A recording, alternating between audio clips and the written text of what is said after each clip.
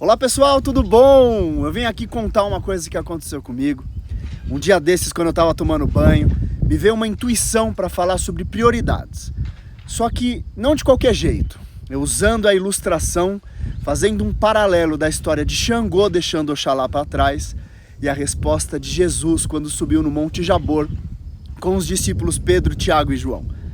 No começo eu confesso, falei, que nada a ver, que coisa estranha essa intuição. Aí fui analisar as duas histórias, fui estudar as duas histórias e, por incrível que pareça, ela tem muita coisa em comum. Resumindo é o seguinte, Xangô cansado, com fome, após levar por um tempo Oxalá nas costas, depois de muito mal entendido o que aconteceu lá, ele viu Oiá fazendo uma comida que estava muito cheirosa e ele morrendo de fome largou Oxalá para trás, saiu correndo para comer e após isso ele recebeu uma punição que Xangô, o rei dos reis, não poderia mais comer em louça, e sim em gamelas. Jesus, após um dia todo subindo no Monte Jabor, chegou no local que ele queria chegar e os discípulos cansados e esfomeados perguntou a Jesus se eles poderiam começar a preparar o local de descanso e alguma comida para matar a fome e matar o cansaço. E Jesus respondeu o seguinte, que ainda não, porque ele primeiro ainda ia fazer as suas orações. O que chamou minha atenção?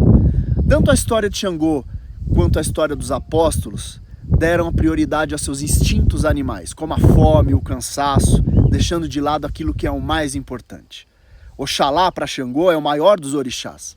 E Deus, no caso dos apóstolos, é o maior de tudo aquilo, é o Criador. Isso mostra qual que é o nosso padrão, qual que é a nossa prioridade. Será que a gente pensa em Deus somente quando nós estamos emocionalmente envolvidos, ou com uma grande graça, ou num momento muito difícil? Qual que é a nossa relação de intimidade com o Pai? Com o que a gente acredita ser o mais alto grau espiritual da nossa vida, colocando na prioridade da nossa vida? Em que patamar a gente considera o alto grau da vida como Deus? Onde que Ele está? Ele está próximo de você? Ele está distante? Essa história, essa intuição, para mim, foi algo de muito valor.